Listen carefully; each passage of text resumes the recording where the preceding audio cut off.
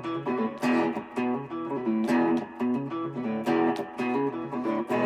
Clark Radio, talking about the sports in and surrounding Baltimore. Don't ask him about preseason games, oh no. Stuff and things in Griffin Basso. Despite it being on the internet, he can call it what he wants, so Glenn Clark Radio. Glenn Clark Radio. Glenn Clark Radio.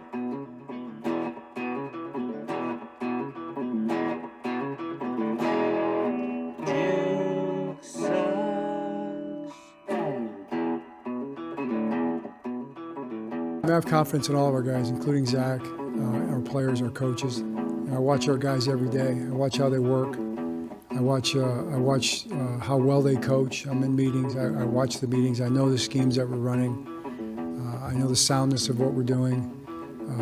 I understand who's, what we're up against, from week to week and play to play. Even in this game, this is a challenging game against, good offense. They were healthy. They got their guys back.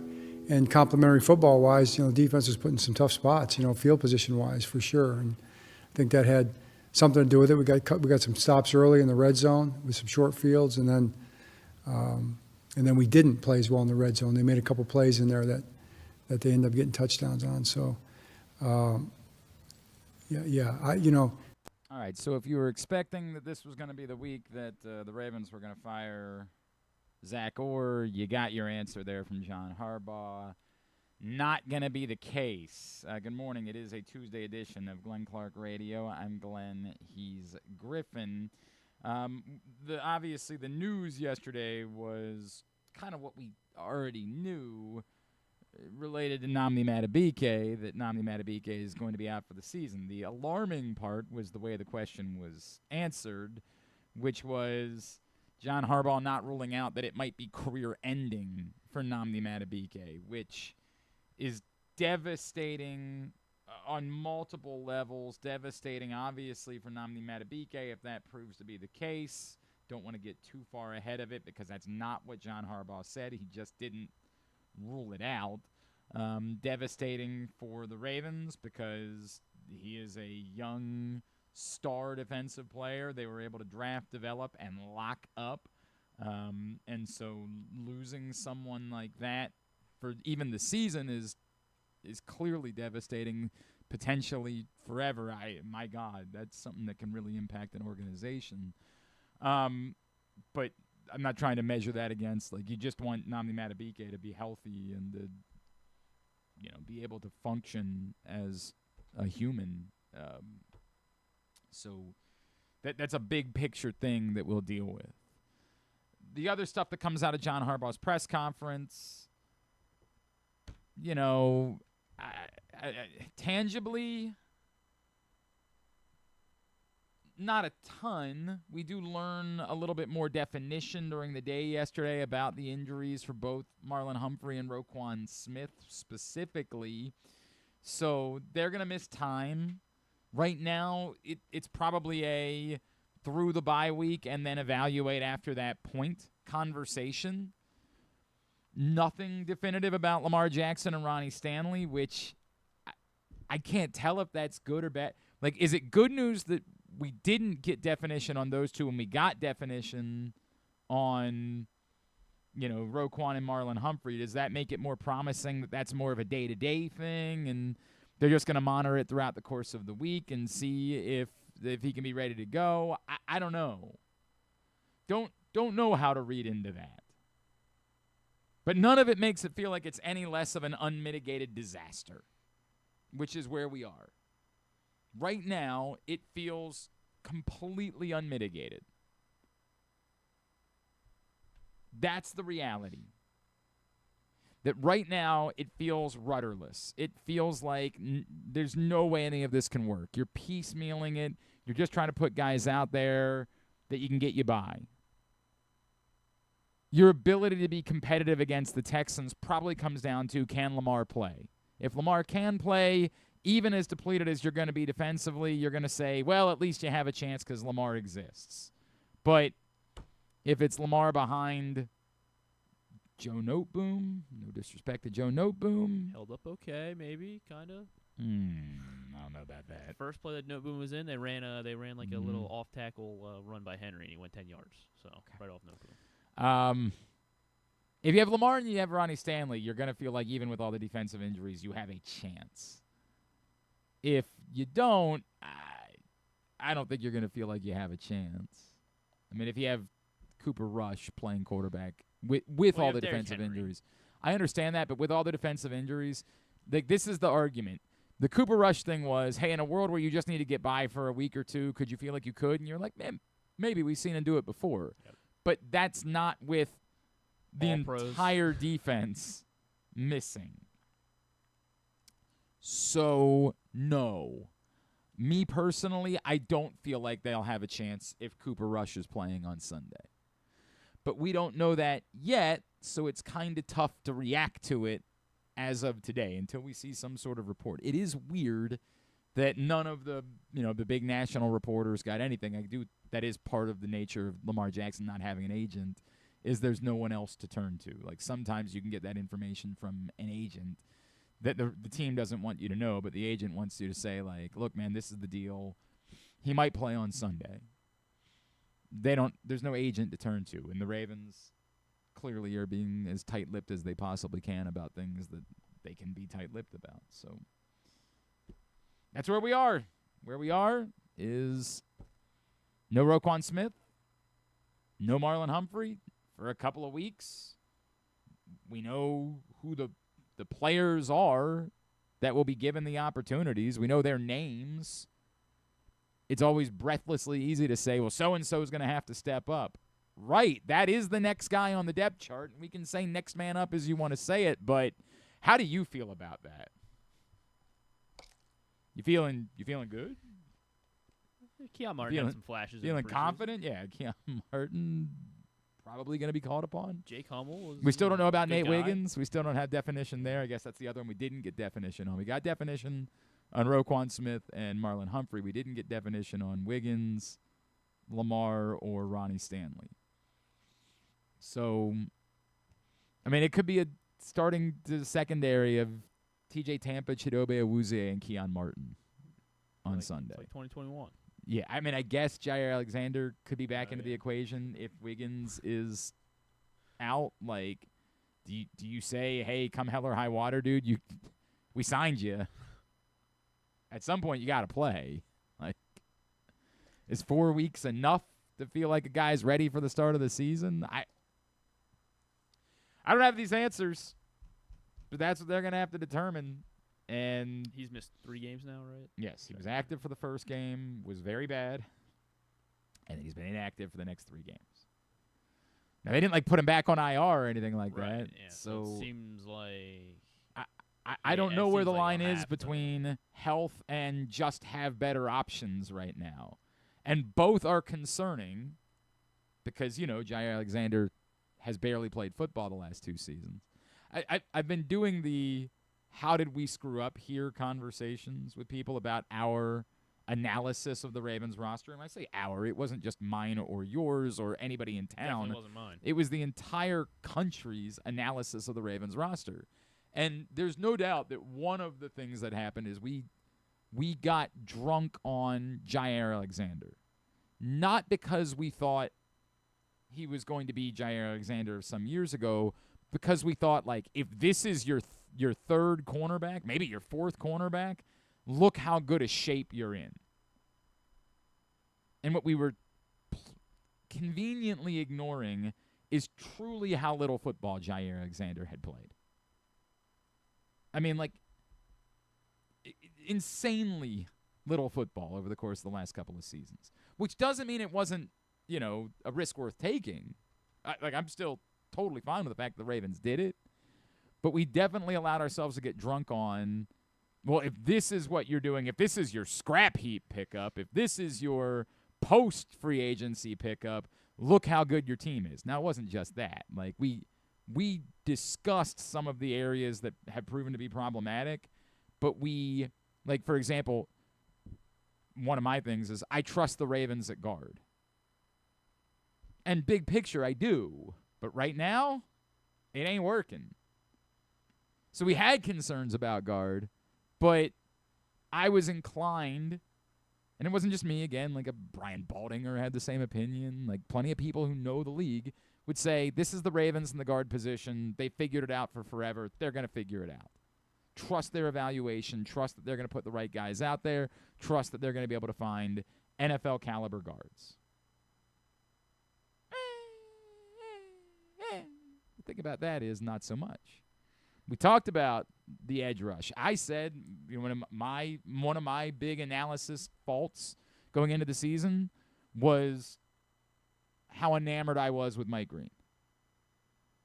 That's when we say process versus result, I'll put that on the process side. The process side was I really liked Mike Green going into the draft.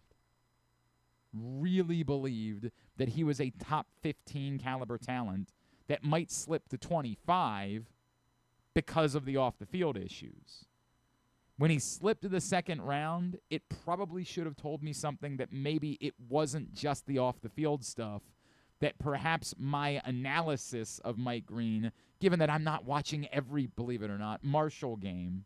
Why not? I know you're stunned by that. What? That I'm watching packages of video that are put together about a player that typically tend to lean towards the good. Now, a lot of these packages that are now put together are more whole, right? Scouting film types of stuff. And I was very enamored. And maybe Mike Green will still prove to be a really good football player at some point. But I thought he was ready to be a really good football player, like, quickly, based on what I had seen in the scouting, in the YouTube watching that I had done in the lead up to the draft.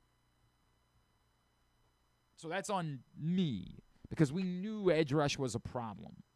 We knew it was going to be an issue. The other stuff, it's result versus process, right? Like, we didn't know Nnamdi Madubuike and Broderick Washington and Travis Jones were all going to be hurt. That's a result. There was no way for us to see that coming. Now, I could start to see it coming. When Nnamdi Madubuike leading into the Lions game, I definitely started to lose faith.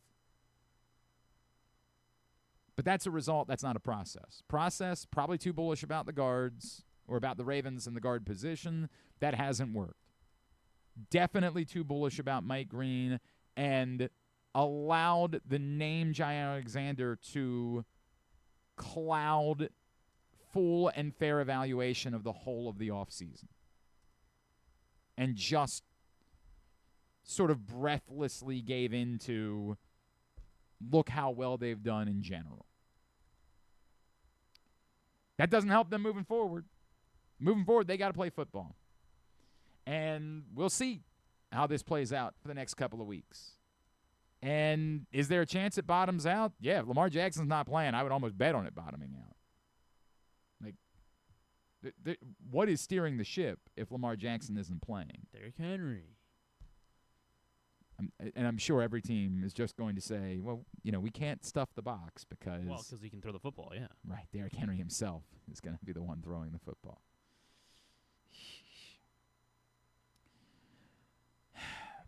That's where we're at. It's on tape. They got to be ready for it. That's where we're at, man.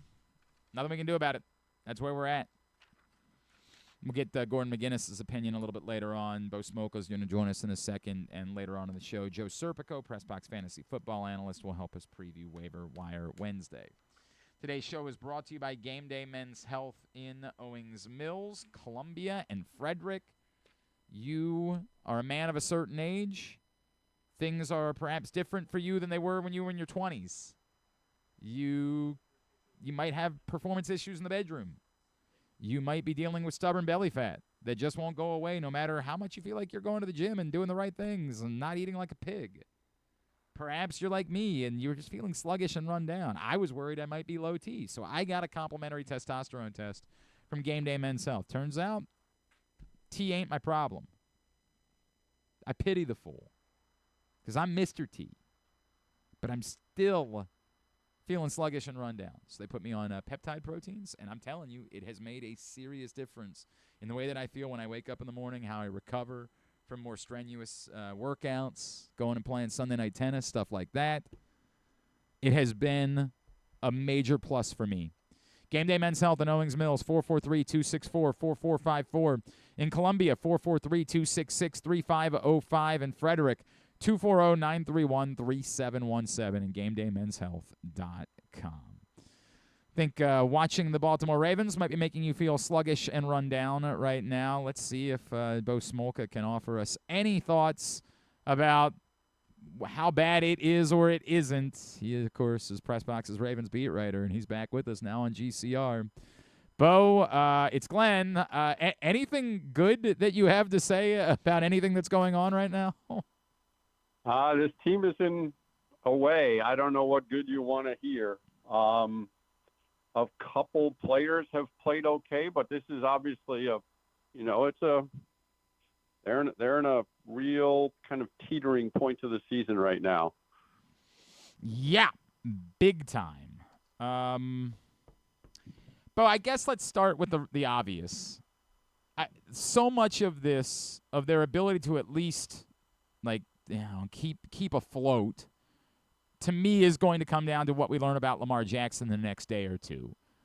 As bad as everything is defensively, and it is ungodly, they at least have a chance, if Lamar Jackson can play, of not letting it all fall apart and buying themselves some time to get back some of their defensive pieces. Given the totality of the defensive injuries, if Lamar Jackson can't play in the next week or two, I don't see how they can win a football game against much of anyone. Well, it'll be a challenge for sure. Now, they will say, look, we got Cooper Rush here because we feel like he can win a game for us if we need him to do that. And that was the idea. I mean, he won games with Dallas, and the idea is if we were going to we would need somebody to fill in for a week or two, we think this guy can do it.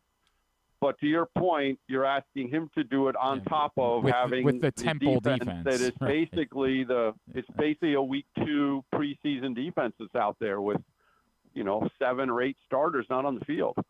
So that combination is going to be tough, no doubt about it. And I know John Harbaugh yesterday had no update on Lamar Jackson. We will see if he's out there practicing this week. They're out there again for the first time this week tomorrow. But, yeah, it will be tough. I mean, they're going to have to – other people, obviously, next man up mentality and all that, but it's nothing like the alignment at any level of the defense that they anticipated. But what is the line to you between these two theories? The theory one, the Ravens' defense is awful because they are so injured. Theory two, the Ravens' defense is awful and they're dealing with a lot of injuries. Which of those theories is closer to the truth to you? Oh, I think the second one. I don't think this defense was playing particularly well before guys got hurt. And so I think, that's something they have to, they were assessing. I mean, but it didn't, I know they didn't have Matabike against Detroit and more guys fell away. And, but and they played well for 3 quarters at Buffalo, to be sure they did. But I think there were flaws in this defense even before the injuries. I mean, you can argue that, Trenton Simpson again wasn't the guy they thought he was going to be, and Jair Alexander was not ready to play. And the secondary that has all the first-round draft picks had not really made those impact plays that they were hoping for. And obviously Josh Allen carved them up in the fourth quarter. The Lions mauled them. I mean, all of the things that we talk about. So the injuries are definitely a huge part of it, but I think there were flaws there before the injuries. No, I think that's true, Bo. And I think it's now untenable to an extent because of the injuries, but I do certainly think that there was problems before that. I guess maybe if I'm trying to avoid the injuries and talking about what's been disappointing, what do we say about one of the things that to me I have to say I got wrong. I thought Mike Green was ready to make an impact immediately based on what I had watched of him in the lead up to the draft. And I was someone who, from a talent perspective, thought that was a player they could have taken at 25, understanding all of the reasons, all the off-the-field stuff. But from a football standpoint, I thought he was worthy of being there. What do you make of why there has been no launch to this point with Mike Green? Is that a scheme problem? I know a lot of people are confused by why it is that he's dropping into coverage. Is it a Mike Green issue that he just wasn't maybe the NFL-ready prospect that some of us thought he was? Yeah, it's a good question. I mean, I would watch him too, and I mean, you watch him in the way he can get low and beat and get around tackles. You thought that's going to translate, and he's going to be a force as he kind of avoids tackles with the way he can do things. And it hasn't really happened yet. And I know they've been using him more than I think they expected to with Kyle Van Noy out. He's on the field more than they thought he would be. And I don't know if that's a factor. Yeah, dropping him into coverage, some of that they do to try to disguise and fool people. And, if he drops into coverage and breaks up a pass, people are praising it as a great move to kind of – no one thought he would be there. But to your point, that it's a fair question. Is it scheme or it's probably just part of adjusting to the NFL, I think. I still think that guy's going to be a player for them. Mm-hmm. I'm not ready to put the panic button on Mike Green after 4 games in the NFL. Plenty of rookies take longer than 4 games to really find their footing in this league, even first-round draft picks. So I think Mike Green is not nearly the top of list of the problems here. There's no doubt. I think you can certainly make a bigger case that the $13 million guy on the other side of always should be making more plays than he has. I think that's a very fair point too. But I think for me it's more they didn't make a move. This was their off-season move there, right? And I think it almost required it to work. Whether that was fair or unfair for Mike Green, I just think it required, for all of this to work, it was going to require him to be impactful, and I think that's the reason why I'm judging it this way. Well, that's a fair point too. And someone was talking to me yesterday about the parallels they see between the Orioles and the Ravens with injuries, and part of it being a relatively quiet offseason when maybe it shouldn't have been. And should Eric DaCosta have done more to find an edge rusher, which is a question we seem to ask 9 years in a row. Yep. But they did, they trusted who they had. They, again, said all the right things about all the people they had, and they expected them to make their impact. And if they don't, then that's on DaCosta. Why were we off here? Why didn't we do something there? But, yeah, I mean, so I think, like I said, I'm Mike Green, I think, will not be the problem. You could also argue Tavius Robinson maybe should have had more of an impact than he has so far. But he's also more of, people like to make the Jarrett Johnson comparison. He does a lot of the stuff that doesn't show up in the stat sheet. I know he got a sack the other day, but overall, the guys that have played on defense, again, haven't done what they need to do for the most part. What is the line for you on that? As we're chatting with Bo Smolka, Ravens beat writer for PressBox, John Harbaugh defended Zach Orr yesterday. You and I talked about it last week. I get that the injuries now muddy this conversation, but if they get shellacked defensively the next 2 weeks, and at least are afloat to 2. If they somehow win one of these games, they're 2-4, and the season's not over at that point. I don't know how you can keep just saying we're going to let Zach Orr call the plays, whether it's his fault or not.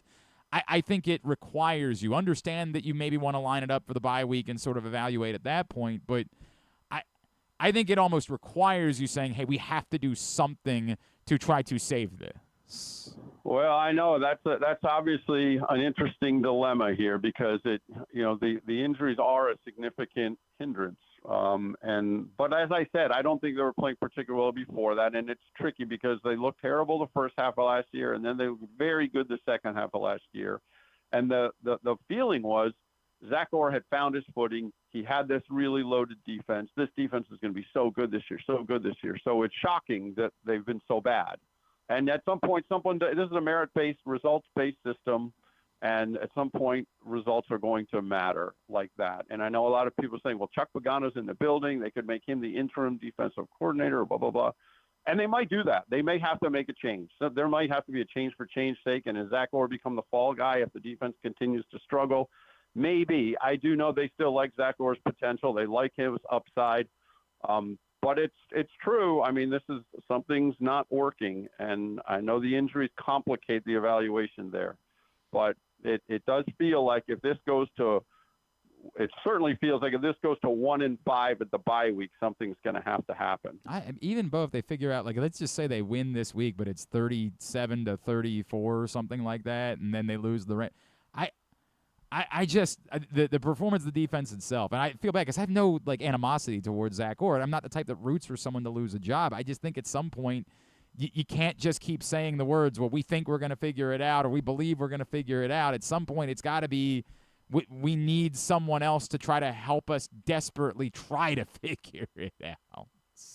No, it may definitely get to that point, and as I said, it makes it hard to evaluate or to assess when you have so many players gone. Although yesterday, oddly, the ire seemed to be more towards Dodd Monken, right?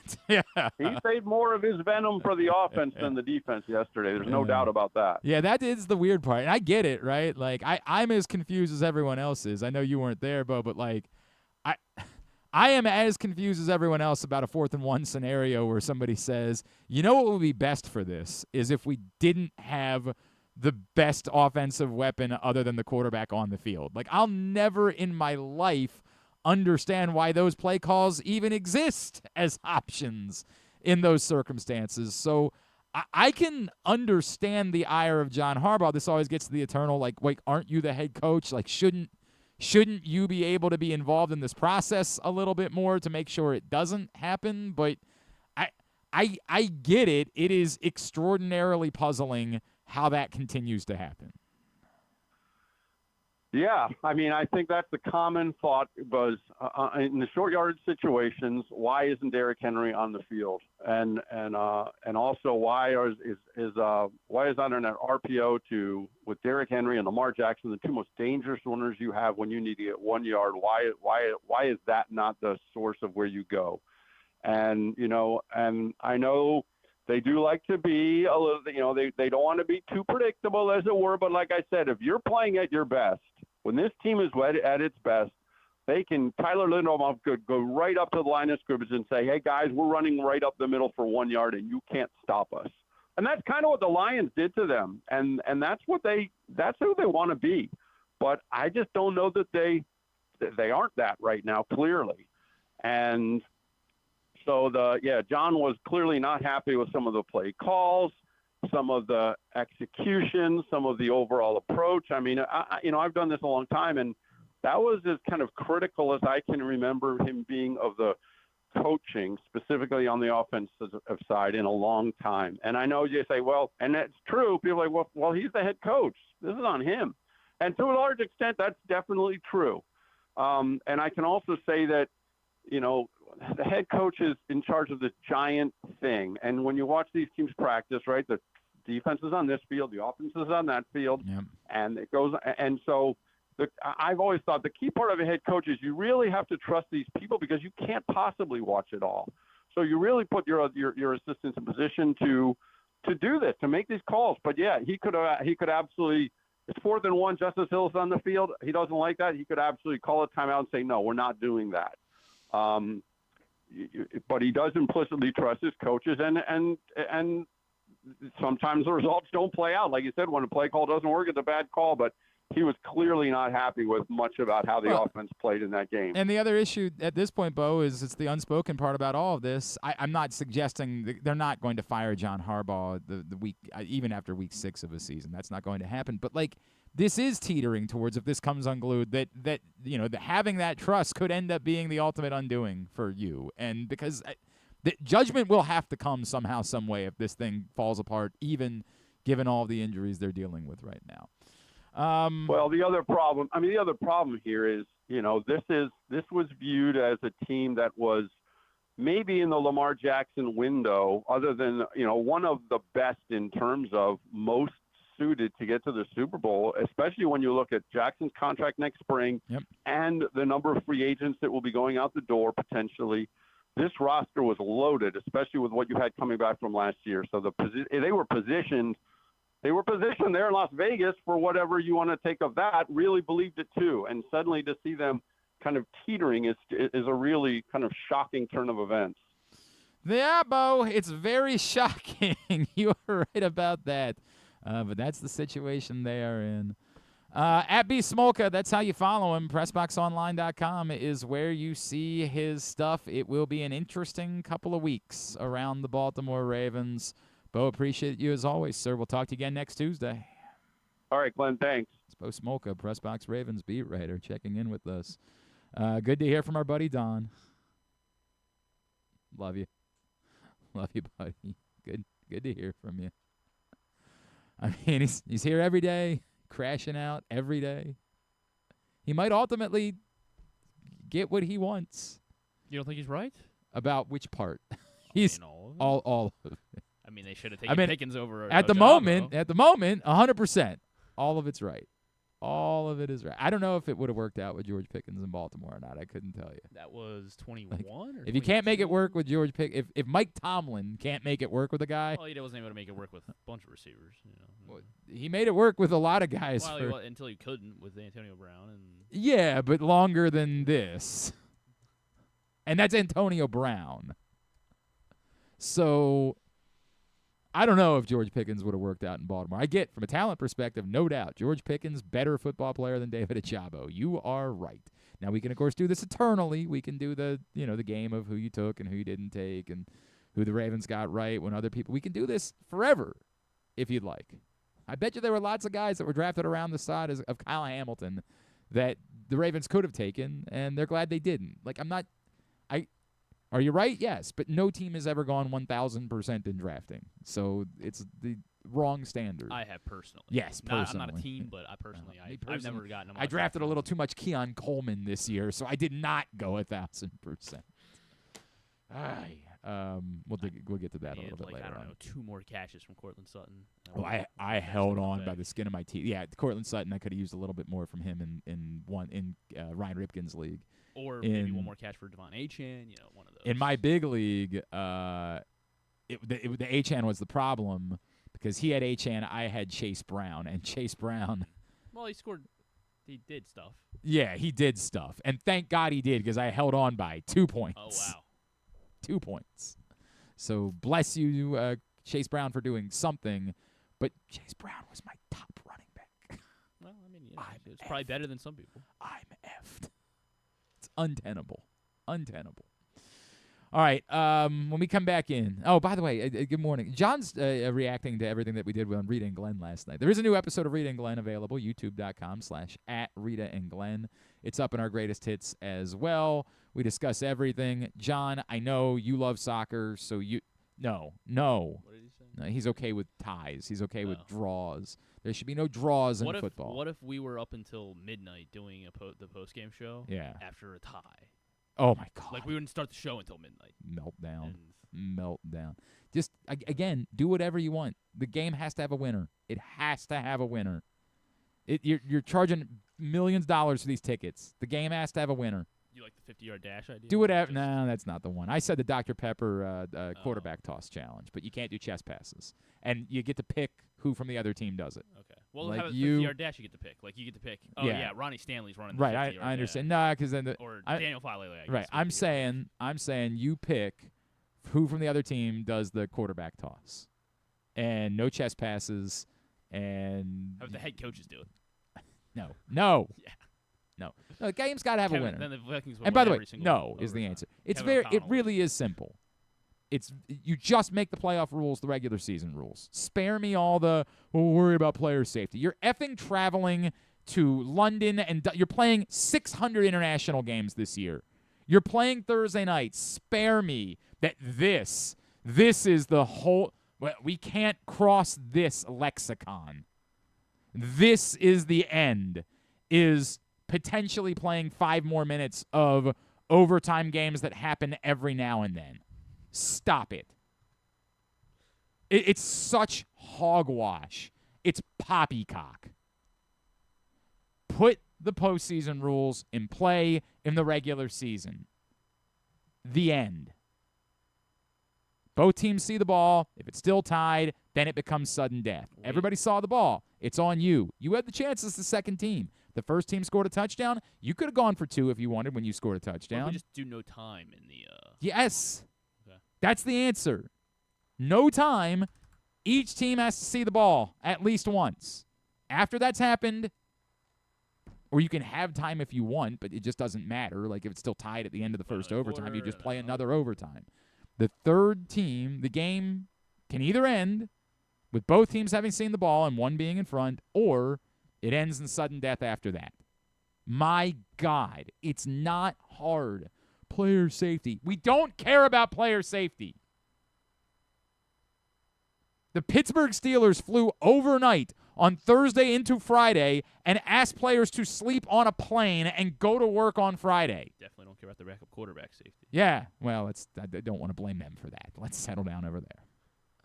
Thanks a lot, John. Now we're behind on breaks. Stop it. Yeah, you screwed this up. We got to talk to Gordon McGuinness next when we come back in. Today's show is I'm not mad at John, by the way. He's allowed to have his opinion. Because now the right, but he's allowed to have his opinion about draws. He's a soccer man. He likes draws. I understand that. I don't, and the NFL can't, and it's nonsense, and the excuses are bull. They're bull. My God, stop. Today's show is also brought to you by the Maryland 5-Star. I just found out about this. It's a really cool thing they're doing. They're doing an in-person ticket sales event this Saturday, October 4th, at Fair Hill Saddlery starting at noon. It includes 10% off all general admission or reserved seat tickets purchased while you're there, plus raffle prizes. You can win great Maryland 5-Star prizes, giveaways, and they're doing meet and greets with racing corgis and the fluffy eventer. This is an adorable family event that they're doing this Saturday at Fair Hill Saddlery. Get 10% off your tickets to the Maryland 5-Star, the 5th edition of the Maryland 5-Star, coming up in just a couple of weeks. Maryland 5-Star. That's with the number 5, maryland5star.us. Gordon McGuinness from PFF next, Glenn Clark Radio.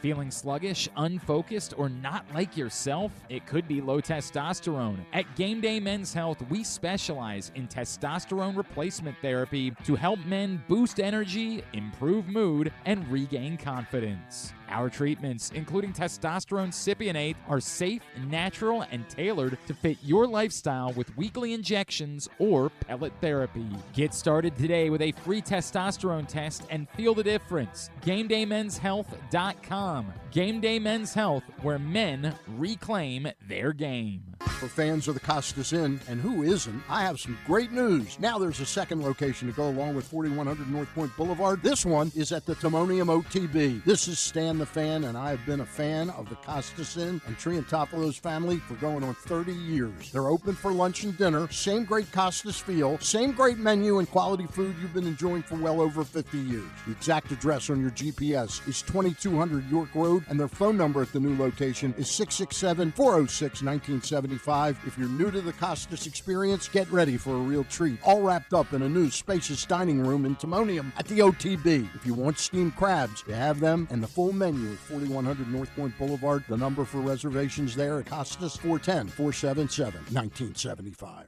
Gambling can be a fun and entertaining experience, but there are risks involved. If you're planning on betting on the game at the casino or on your phone or computer, know your limit, stay within it. Set a budget and a time to stop. Remember, gambling isn't a financial solution, and it doesn't mix well with alcohol or drugs. Know the risks and have a plan before you begin gambling. For free and confidential services, call 1-800-GAMBLER 24/7 or go to helpmygamblingproblem.org. Looking for Baltimore's premier waterfront dining experience? Head to Nick's Fish House, located in the Baltimore Peninsula. Enjoy crabs all year long, plus happy hour Monday through Thursday from 3 to 6. Planning a celebration? From rehearsal dinners to corporate crab feasts, Nick's is the spot to make it unforgettable. And the fun doesn't stop there. Live music fills the air every Thursday through Sunday. Check out the full lineup at nicksfishhouse.com. Nick's, it's where Baltimore comes to eat, drink, and play by the water.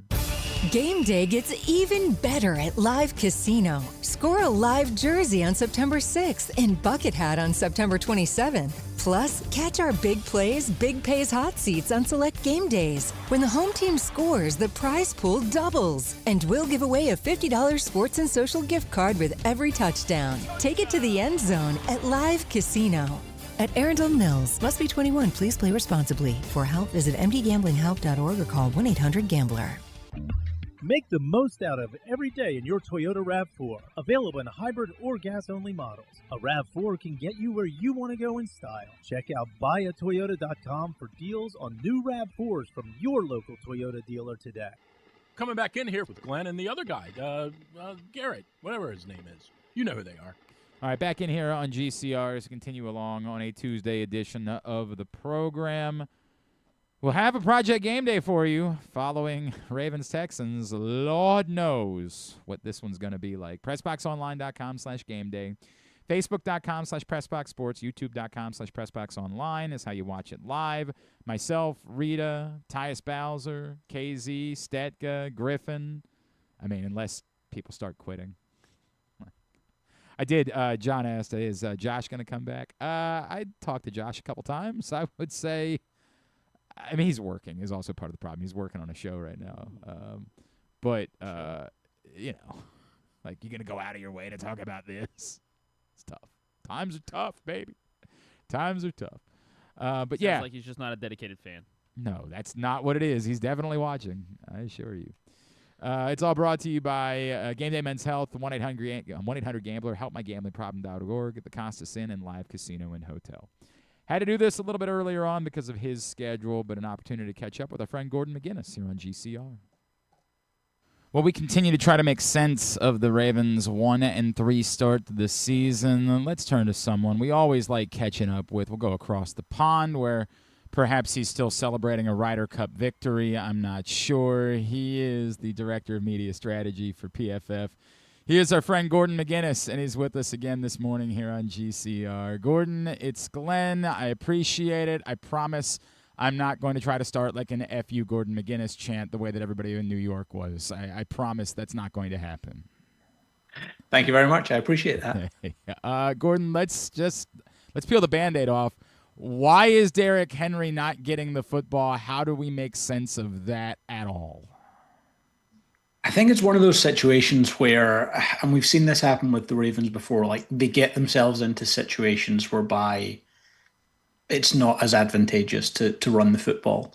That being said, like I have looked into some of the stuff, and there are even situations where he should be on the field. It would make sense. Like I looked yesterday at, now it's a small sample size. It's like 11 plays where it's been third or fourth down, 1 or 2 yards to go.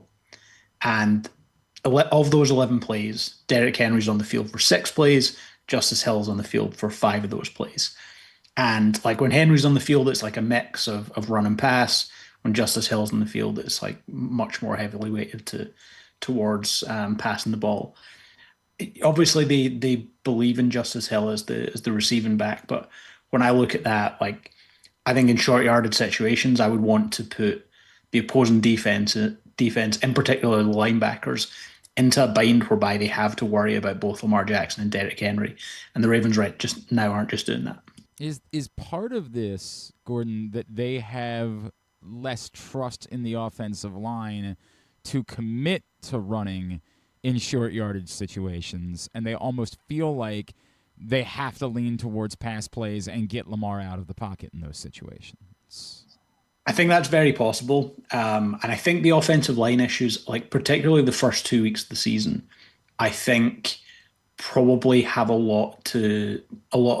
explain a lot of the blame for the struggles of the offense the last couple of weeks. Like a lot of the problems in the passing game, whereby I think Lamar Jackson's been at fault for a lot of his pressure and sacks in the last 2 games. But I think you can actually explain that away by saying, well, those first 2 weeks of the season, of course he's going to have his takeaway be that I can't really trust this offensive line, in particular the interior. There's too much pressure coming, and similar in the running game, they're not getting the same push that they were before. So I think it potentially has impacted the decision making from a coaching perspective, and then also on a player perspective as well. Is it anything as far as the offensive line is concerned? Who's performing well right now, Gordon? Like, I think we believe that Tyler Linderbaum is performing well. If Ronnie Stanley is on the field, I think we believe he's performing well. Is that true? And 2, is anybody else performing well? And who is performing most poorly that, like, it really is time to think about whether or not anything is a better option? I think as long as he's on the field, I think Ronnie Stanley has been their best overall offensive lineman. Tyler Linderbaum, outside of a handful of plays in pass protection where he struggled, and I think it's been mainly on stunts, he's been fine. He's been good in the running game. He's their highest graded run blocker for us. The issue is mainly the two interior spots, and Daniel Faalele is such an interesting case study because his pass blocking grade's technically the highest of the Ravens offensive linemen. Sure. But he also just has plays whereby like his lows are incredibly low and his worst plays look really bad. They're always the most highlight worthy. I think the biggest issue up until this week was Andrew Voorhees at left guard, which is actually similar to what the situation was at the start of last year when they kind of changed things up. He had probably his best game of the season this past week, though. So there is possibly a case to be made that, you know, he's starting to turn the corner a little bit there. The other tough thing is I don't know that they necessarily have anyone that they can turn to. And this isn't a Raven-specific problem. Right. There aren't 5 times 32 good offensive linemen throughout the NFL. And it means anytime, you know, my ex-colleague Sam Monson had a tweet earlier this week that some of the offensive line guys engaged with and agreed with, there's not really a great way for developing offensive linemen unless they're getting playing time. And I think you see that be an issue. I know a few of the I saw that tweet from Sam, and I know a few of the offensive linemen said, well, this is where the changes to the preseason and the offseason have most hurt, is that the only way to develop is to be out there in pads hitting every day, twice a day, and you're just never going to get that again. So we'll see what the impact is. Gordon McGuinness is with us from PFF here on GCR. Gordon, let me touch on a few other things. How bad has it been for Marlon Humphrey when he's been on the field? Because we've seen the grades and we've seen the plays, and he's just looked lost. I'm still not ready to do the hey, maybe it's addition by subtraction thing, since Marlon looks like he's going to be sidelined at least through the bye, but it's been pretty glaring how much teams have been willing to throw in his direction.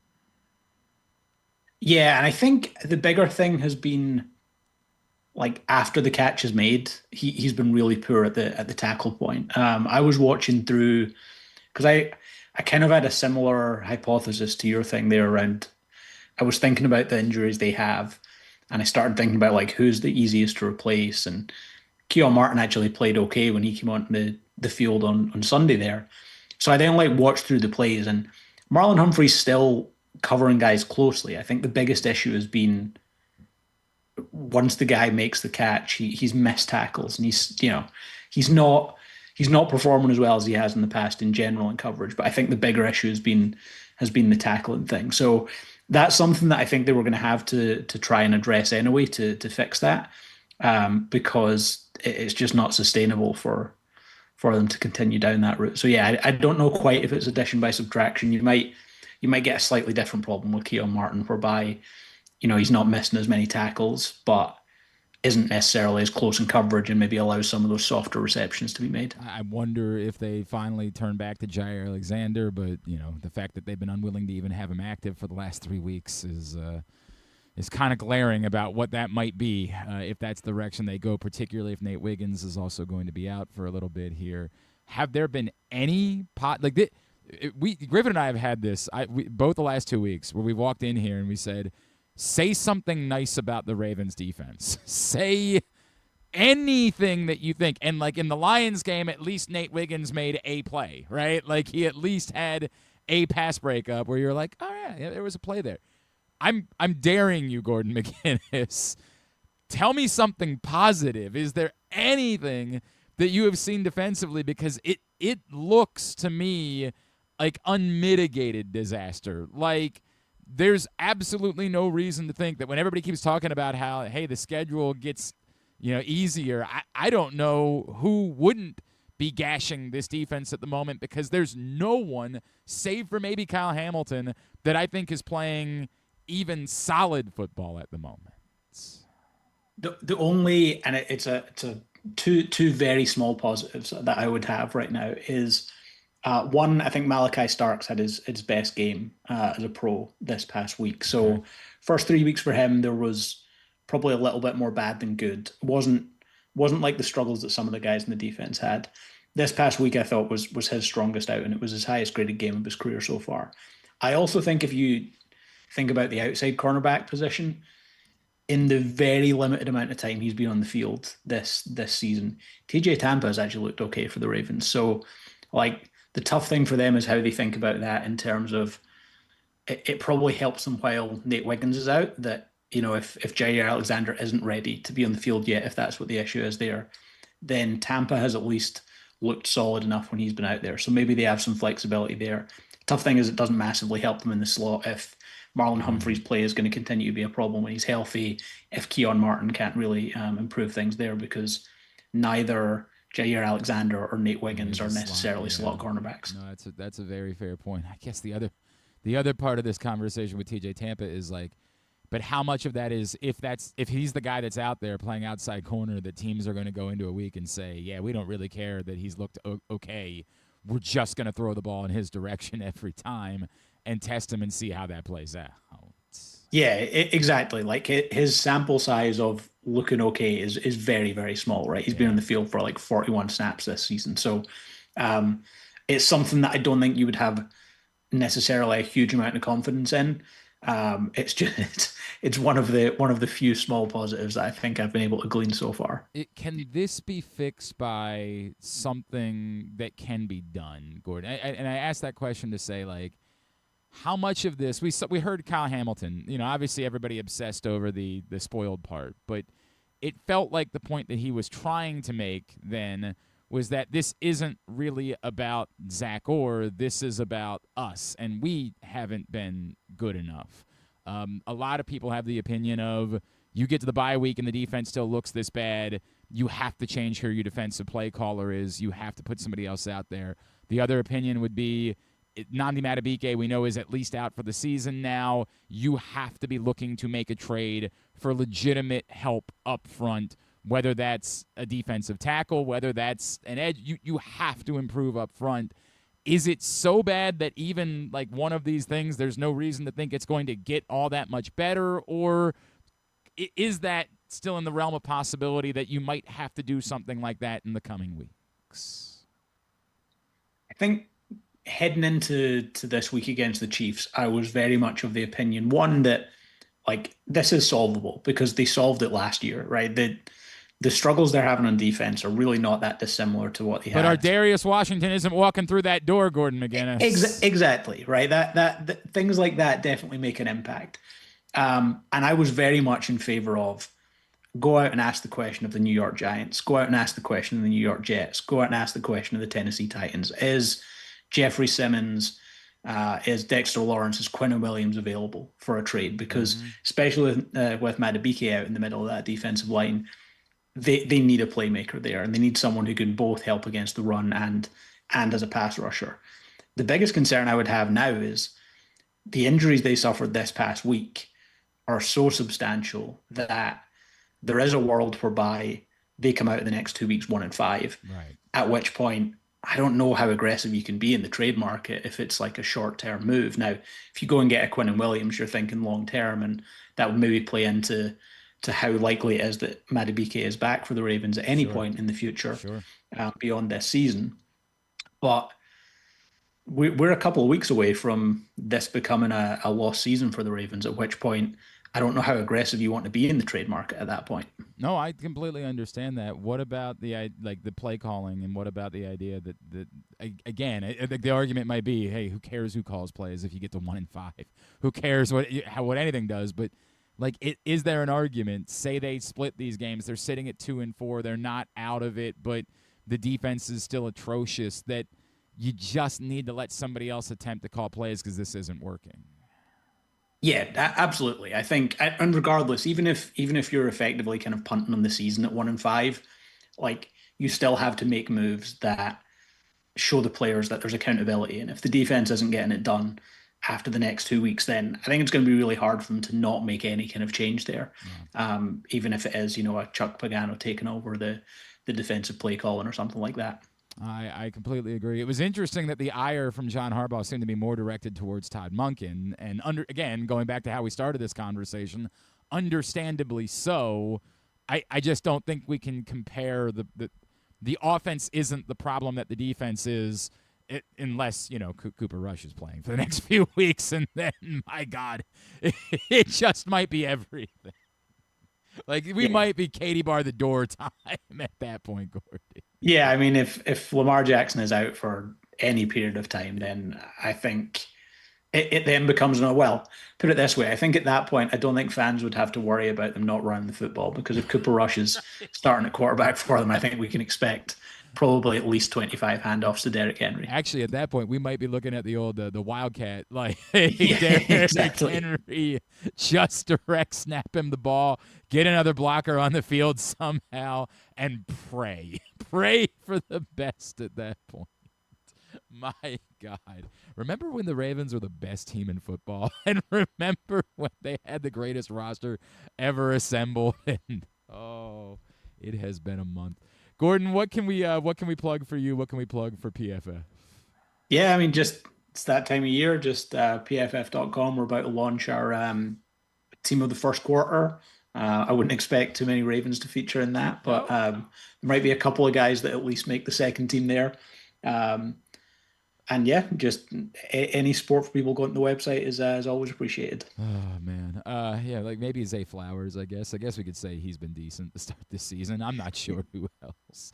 At PFF_Gordon is how you follow him. Gordon McGuinness, always appreciate you, man. Thank you for taking the time for us this morning. Thanks, man. Talk to you soon. That's Gordon McGuinness from PFF, not making us feel a whole heck of a lot better, although, as he points out, and I've noticed that, ironically, Daniel Faalele, his PFF grades are so weird. Because we all see the individual plays, we're like, dude, what is that? But then you see him actually graded fairly highly as a pass blocker, and you're like, what? What am I missing here? It's very confusing. Thanks to Gordon for taking taking a minute for us this morning. Today's show also brought to you by Navy Football.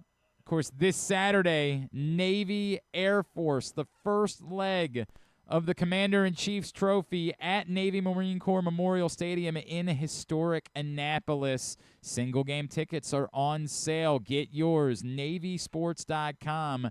Go Navy, beat Army. If it's a Tuesday, that means we need to get ready for Waiver-Wire Wednesday. Lots to discuss this week with our friend, PressBox Fantasy Football Analyst, Mr. Joe Serpico, who's back with us now here on GCR. Joe, it's Glenn. Appreciate you as always. Thanks for taking the time for us. Absolutely, guys. I heard you guys going on the rant earlier about how stupid ties are in the NFL. We even have ties breakers in fantasy football. I mean, come on now, NFL. Get your act together. And my God, maybe they should put fractional points in the NFL, right? Like maybe it is. You just go to whoever has the most yards at that point, right? And then you can play for that as a team. Something other than a tie. Let's put it that way. No doubt. Joe, lots to discuss. Let me start because it is relevant in my life because I do own him in 3 of my 4 leagues. Where are we at now with Woody Marks after his big explosion? Is he definitively the guy? Are you definitely starting him moving forward?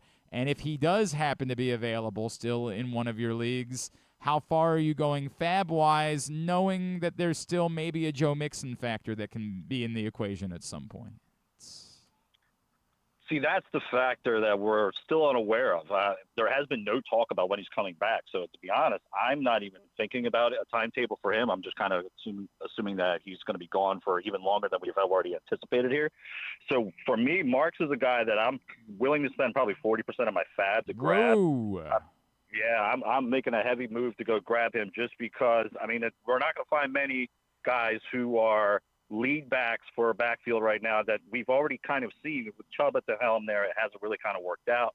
So that's why they've kind of been leaning more and more to Marks, and I think now we just see the true takeover. So, yeah, I'm willing to go heavy to get him if he's available in your league. And like I said, with Mixon's timetable uncertain, the amount of usage that he got this past week with more touches, more snaps, I think we're going to see that trend continue. So he is somebody that I already have as a flex-worthy play. All right, so tell me if that decision would be mitigated, right? Like, tell me how hard I should go after him in a league, for example, the only league where he's available for me is a league where my running backs are Jahmyr Gibbs, Devon Achane, Travis Etienne, Chase Brown, and Ja'Cory Krosky-Merritt. This was like my all running back league. I assume that I shouldn't be throwing 40% of my fab at Woody Marks in that league, correct? No, I mean, if you're that's a hell of a group of running backs. Oh, no. So but it means I'm starting Keon Coleman, good dude. for you, No. Wow. No, I'm 1-3 in that league. Spare me. I've got all the running backs. I got dick anywhere else. Well, I wouldn't say you go in that heavy, like I said. You're not going the 40% mark. Let's see if you could still try to add him on your team. Maybe you get away with, pulling off a 20% fab and being able to pull him off, and then maybe it becomes a trade piece for you. Especially, it sounds like, if Keon Coleman's your best bet at receiver, yikes. Yeah, so I gotta. If you could somehow turn him into, a trade piece, or even use some of the other guys that you are, kind of mentioned beforehand, and then maybe with Marks as your flex guy. Having him definitely bolsters your team to kind of make some moves later on too, especially if, I can't imagine starting my team with Keon Coleman. Good God. It's because Terry McLaurin. It's not like he was my top wide receiver. Terry McLaurin's hurt. It's been a rough couple weeks for wide receivers. And Cortland Sutton, I was a little drunk on the Bo Nix Cortland Sutton thing before the season, and I grabbed both of them, and that has been what. And of course, then I played Caleb Williams this week, and not Cortland and not Bo Nix. So I don't know. This is my cross to bear. Go ahead, Griffin. I realize is it Woody Marks I related? Yeah, I was going to say, would you drop Nick Chubb for Woody Marks? Yes. Wow. Okay. Yeah, I'm not even overtaking it. I think we just it's been trending that way. We've been talking about it for almost a year and a half now, that Chubb just doesn't look to be that explosive player that he was, a couple of years ago when he was arguably the best running back in football. He just doesn't have that pop anymore. So it looks like that's part of the reason why Marks is kind of taking over there. And then we already knew Marks was going to kind of be the guy on passing downs anyways.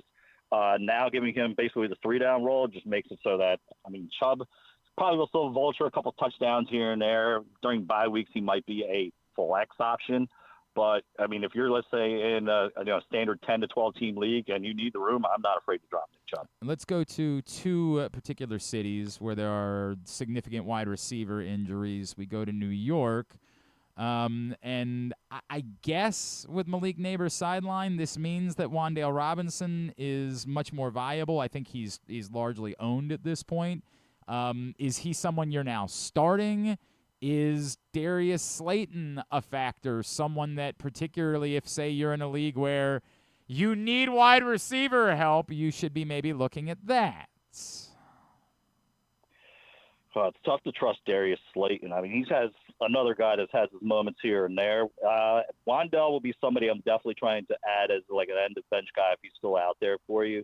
To be honest, I'm probably steering clear of the situation in New York. We're still dealing with a rookie quarterback there, even though I know I put in there that Jackson Dart is somebody to keep an eye on, especially in super flex leagues. But that's more because of the rushing upside. By the way, there's a league where I've had my quarterbacks were J.J. McCarthy and Jaden Daniels, and so I've been playing Geno Smith.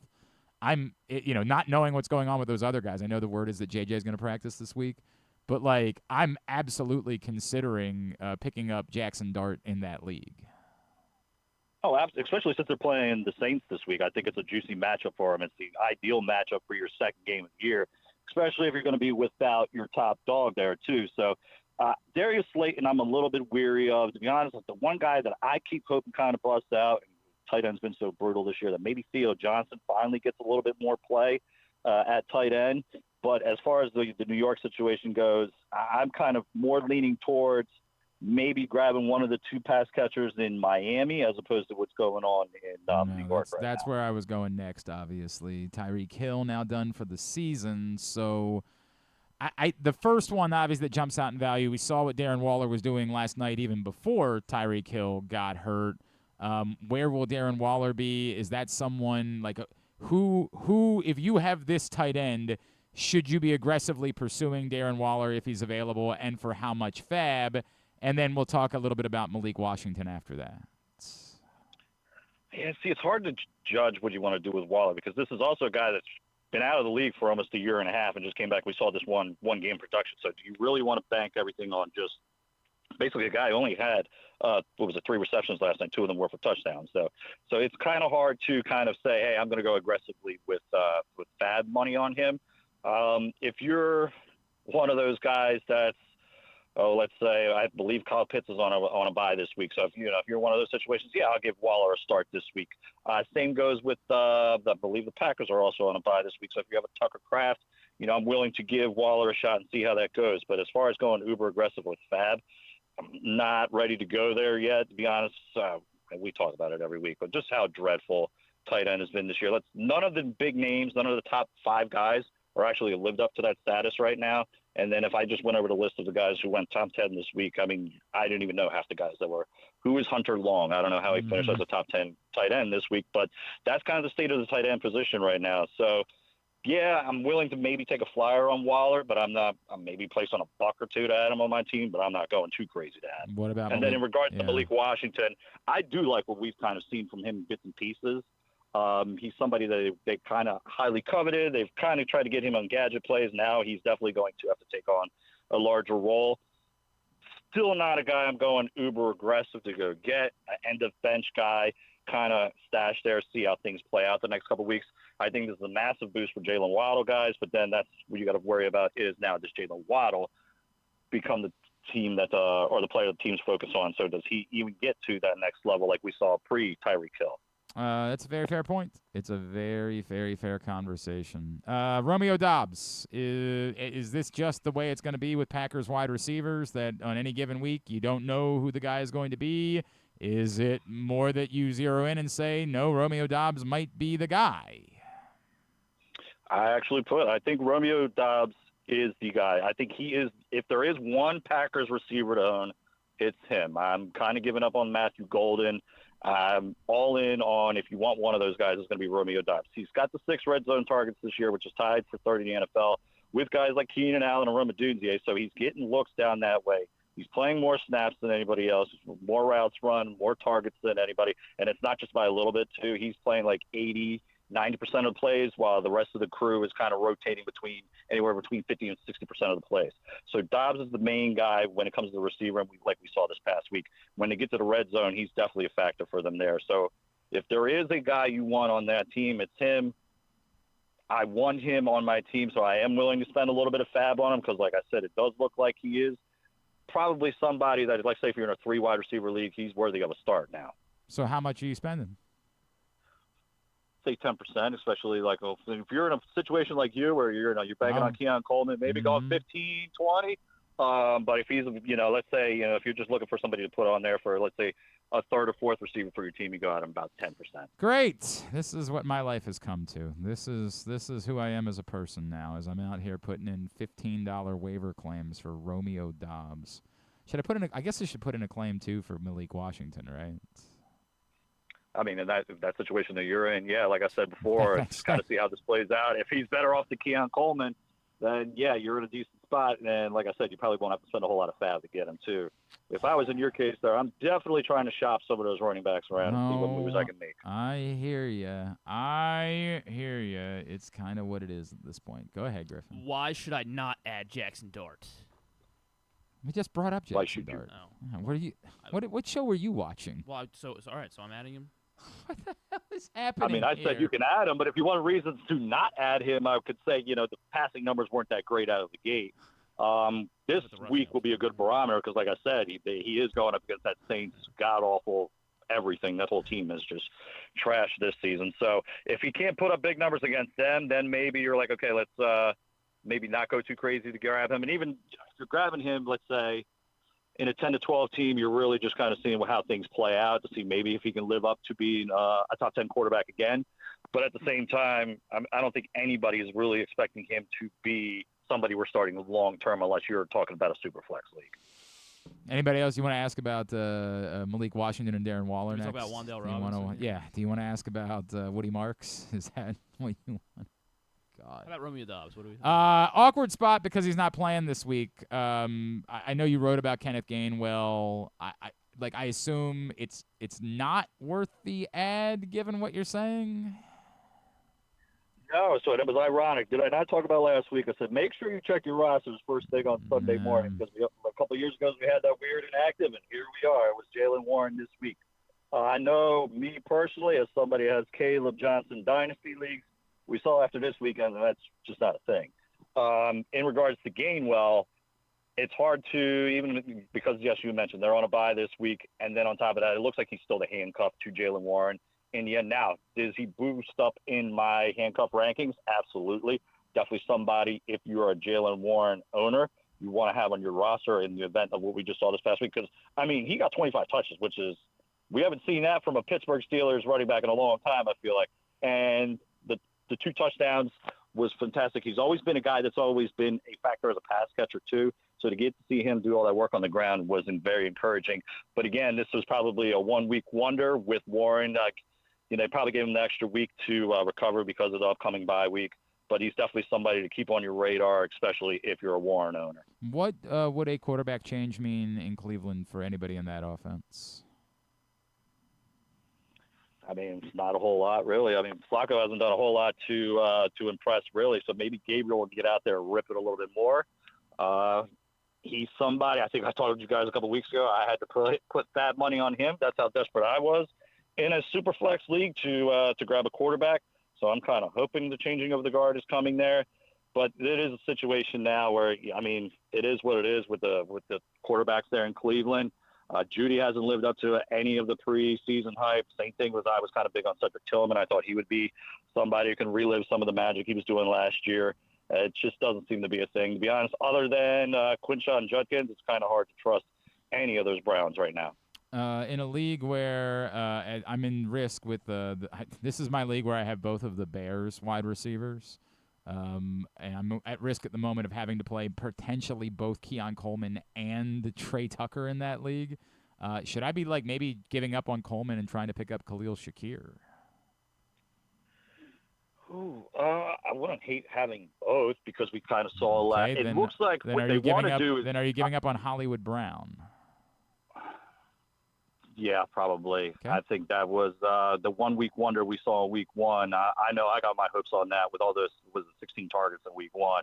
I don't even know if he has 16 targets combined over the past 3 weeks. So we thought that it could be a thing. We now see that with Worthy back, he's definitely going to be involved. We're only a couple more weeks until Rashee Rice is back too. So of all the guys there, I probably am most likely to give up on Brown just because Mahomes is back, by the way, as a fantasy quarterback. Oh, he yeah. looks damn good so far this year. But yeah, the way they just spread it around, the only receiver I think I'm trusting right now is Worthy. And then, like I said, once Rice comes back, I think he gets a huge bump in value. And I assume that obviously the Tyquan Thornton thing is dead now. Yeah, I mean, we kind of saw it this past weekend. It was he was largely out of play just because of the addition of Worthy back in the lineup. But then again, like I said, once Rice comes back, he's probably going to end up being 4th, 5th in the pecking order. I don't think Juju goes away at any point this season, unfortunately. Not that he's a fantasy-worthy player, but he's somebody, let's say, in like daily fantasy leagues, so spot start there, and he'll give you kind of what we saw this past weekend. All right. Griffin, you got anything else that we haven't? No, you tapped out. You guys did a good job. Thanks, buddy. Thank you. I appreciate that. Joe, what else is on your mind headed into week 5?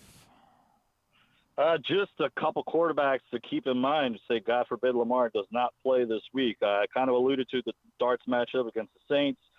Jared Goff is available. He's got the Bengals this week. You got Tua going against the Panthers, and then you can also play Geno versus the Colts. And then before anybody asks me, no, do not pick up Cooper Rush. Don't even bother to make that mistake. There's no doubt. Pick up one of those 4 guys if you're what about I have a league where Cooper Kupp became available.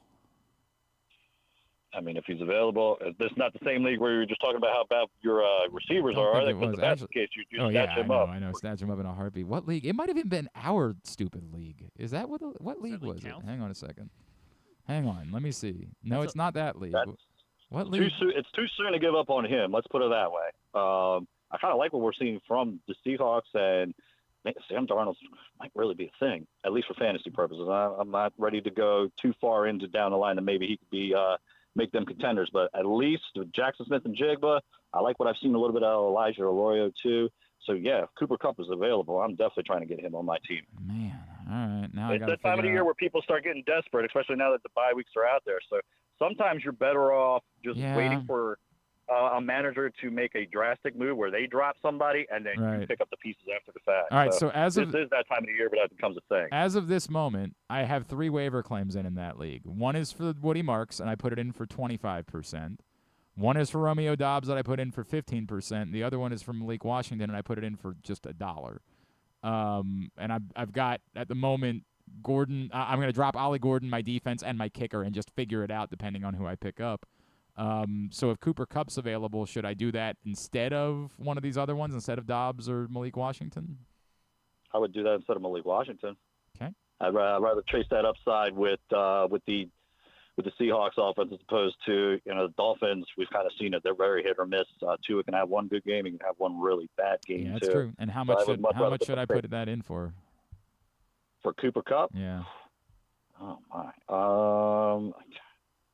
I mean, if you're willing to go 15% for somebody like a Romeo Doubs, I'm willing to go 20-25% for Kupp, especially if you're very needy, like you said. So, we're about to enter to the point where it's time to just spend. I'm kind of at the point of the season where you just spend your fab because we're not going to really find a whole lot more in the next, like, say, 4 to 6 weeks. We're just going to be looking for bye-week fill-ins, truth be told, as opposed to somebody like Kupp and especially Woody Marks could be guys that you are playing for the rest of the way. So I would much rather go kind of aggressive on those. And then, if you're playing, let's say in week 11, 12, where you just kind of need guys to fill in, you only spend $1 or $2 here or there to get some spot starters. But right now is where you want to spend the majority of your money. All right. I might not have any after this week, so that could be the reality.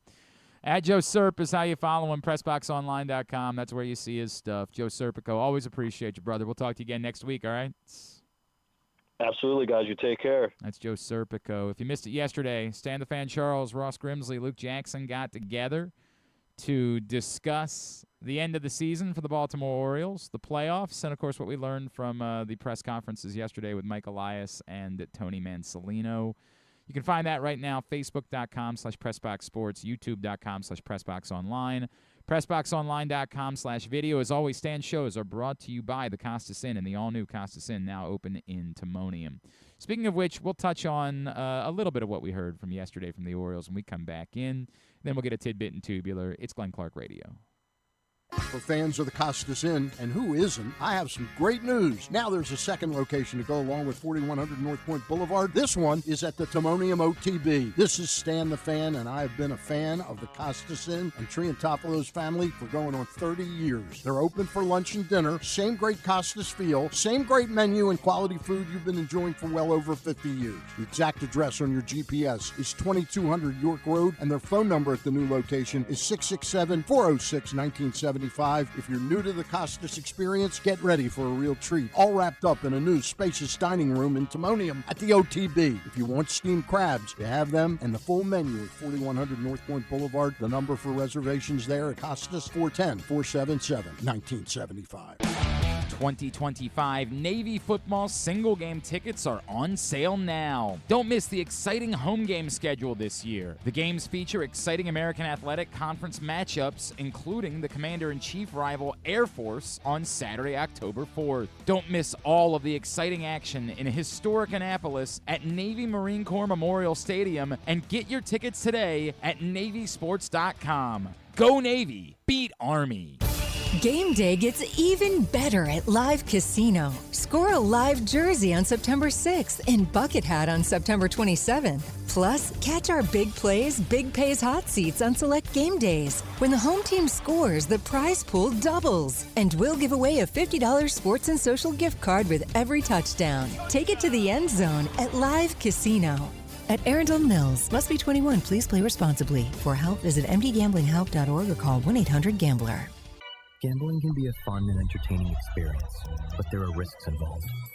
If you're planning on betting on the game at the casino or on your phone or computer, know your limit, stay within it. Set a budget and a time to stop.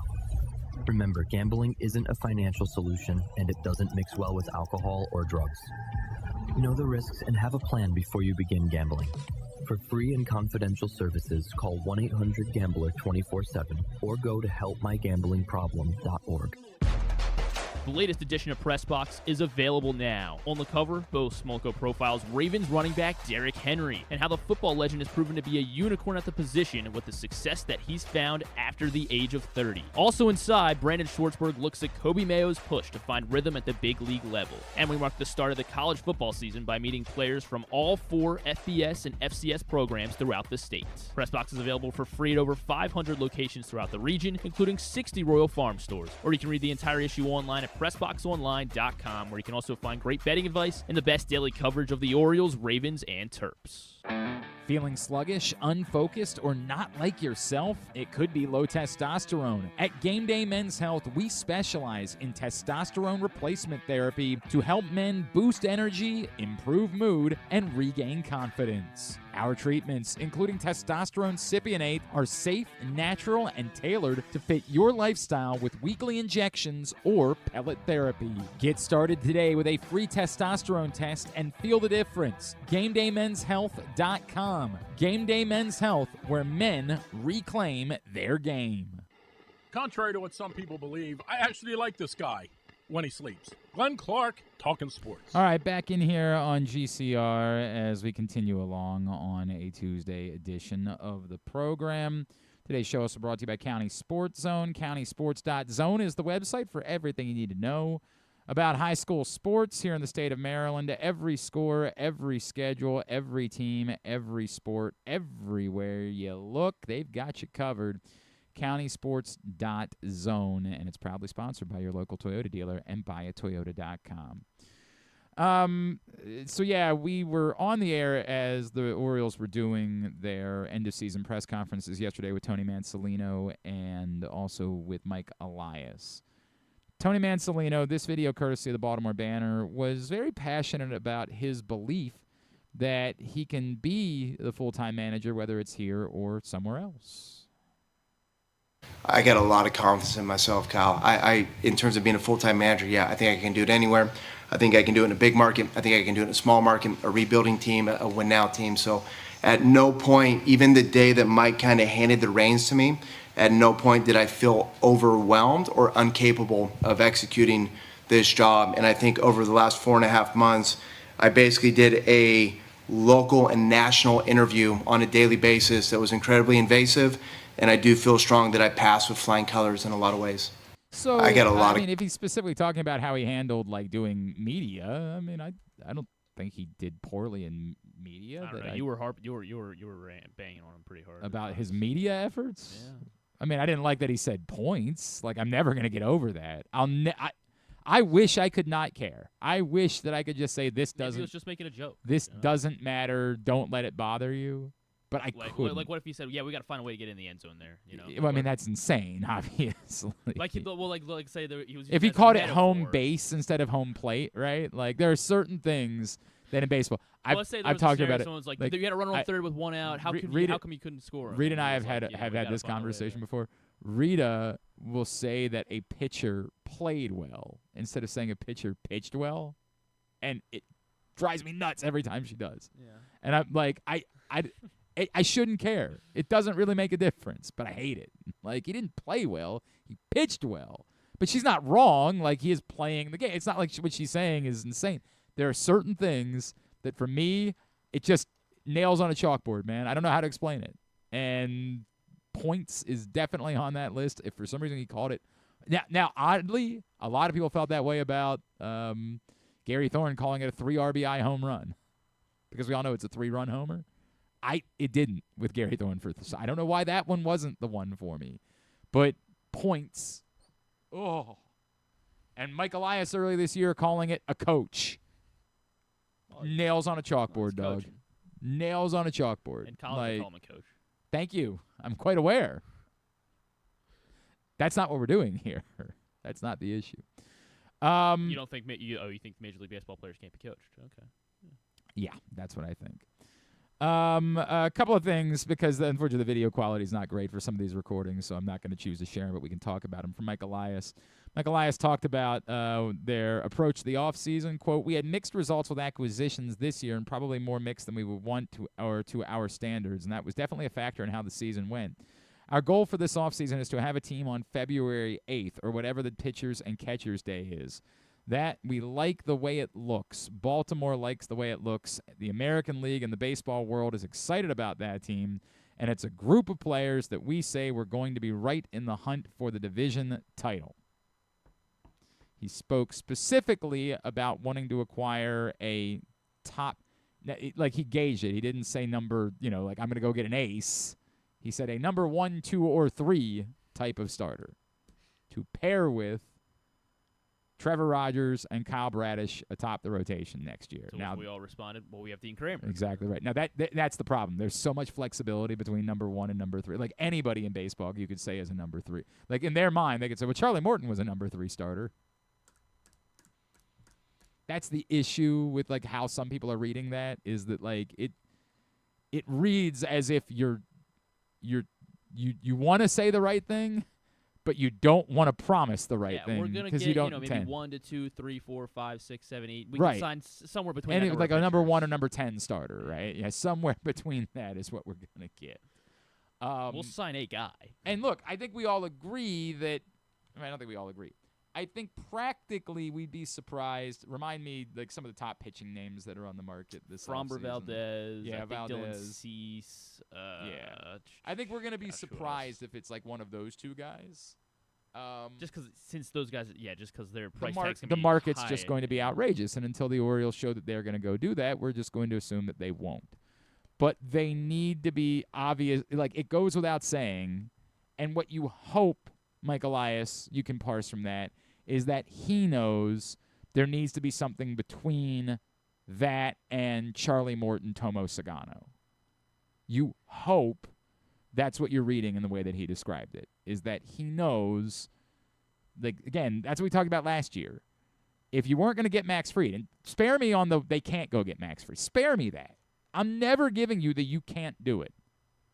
Never. Ever, ever, ever. I understand why it's different for a team of this size than it is for a team in the size of a New York market, 100%.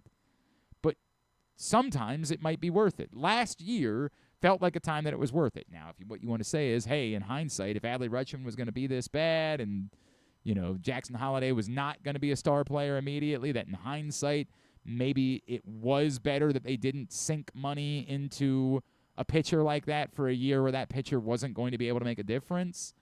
I mean, that pitcher hopefully is going to make a difference for a team the following year. I just can't ever give you they can't go get those guys. But will they likely get those guys? Probably not. But there's got to be somewhere between those guys and what you did last offseason. There has to be an in-between for this franchise. The Baltimore Banner reported yesterday that the injury situation for Adley Rutschman is complicated. I'll give you, first of all, Mike Elias has asked about Adley Rutschman, and we remember, of course, the report from Bob Nightingale that, Adley Rutschman's going to be dealt this offseason, which always felt very odd. And I know Stan Charles has been one that said, well, it might be time to just cut bait. Maybe you're trading him for pennies on the dollar, but if it's another season like this, you're not even getting pennies. You're getting, bits of string at that point. And I hear all of that, but there's no difference between pennies and bits of string to me. Unless you're getting assets, your best case scenario, sometimes the best possible thing that you can do is just hope that it works out. And if it doesn't work out, you're really in no tangibly worse of a spot. Now, again, if you're confident, if you, the Baltimore Orioles, are confident that Adley Rutschman is never going to regain his form, and there is a team that wants to pay you a real price for Adley Rutschman, then go ahead.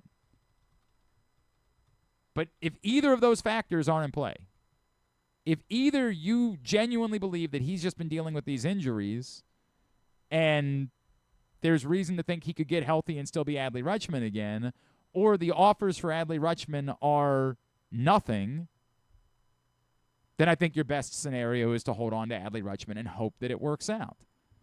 Because if it doesn't, then so you missed out on some pennies. Life will go on.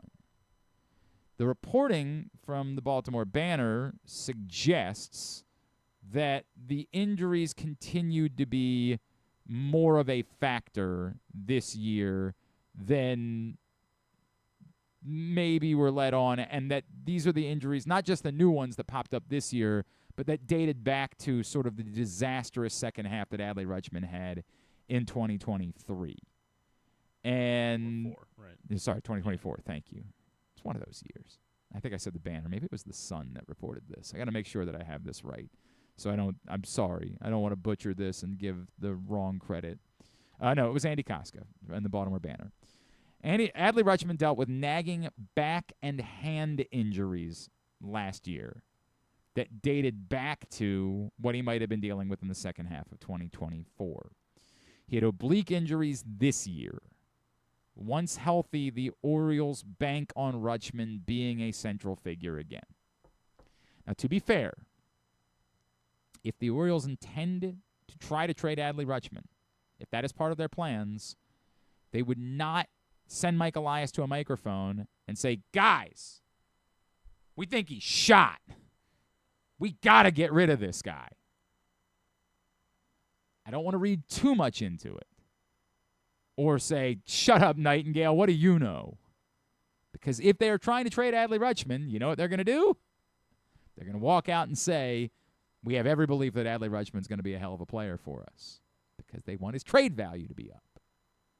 So I still would be very surprised. I don't think that it makes a whole lot of sense. I don't know that Adley Rutschman will ever be Adley Rutschman again. But I think at this point, given what I presume his value to be, you're better off hoping that he can be and trying to figure that out next year than just cutting bait for the sake of cutting bait.